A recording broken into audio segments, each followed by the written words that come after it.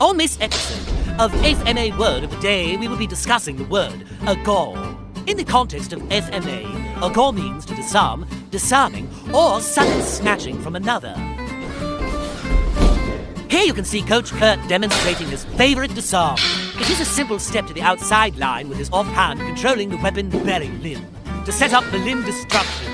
In the LFS-Kali method, disarms are split into three categories: DBD disarm by destruction, DBCD disarm by cognitive disruption, and DBM disarm by manipulation. First, let us discuss DBDs, or disarms by destruction. They directly target the weapon-bearing limb. Often, you'll see angles 1 or to destroy an angle 1 by directly attacking the hand. In simpler terms, it's difficult to attack with a weapon if one has a broken hand or severed armlets. To disarm the armors, one should attack the weapon-bearing armors. Second, DBCDs, or disarms by cognitive disruption. These techniques directly attack the head in the attempt to knock the opponent unconscious or at least interrupt their cognitive reasoning processes and executive function.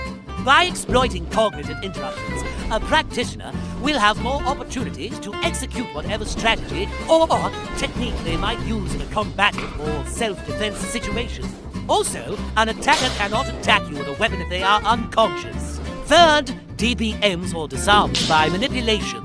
These tend to be complicated, and the LFS-Kali method views them as an exploration of joint exploitation and body mechanics. According to the principle, time equals distance, it is important to note that the more complicated the technique, the more time is required to execute it successfully. You often will see DBMs demonstrated during long flows with a compliant partner. These tend to be criticized and often hard to execute under pressure. However, they are still good to explore and experiment with. DBMs are a great opportunity to play the what-if game. Each method of disarming has pros and cons.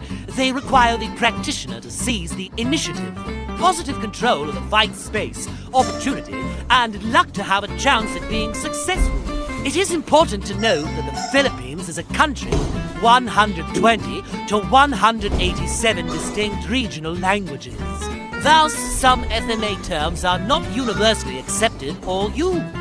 Also, in some FMA methods, Agaw, Sandata, or disarming and weapon retrieval are often used to describe this concept. However, as an adjective, Inagaw means taken by force and imbecile. Agaw as a verb can mean to deprive someone of something, to seize or take something by force, or to usurp power or position. Last, we hope you enjoyed today's episode of FMA Word of the Day. Tell us what is your favorite disarming method and why in the comments section. And until next time, have fun and happy training.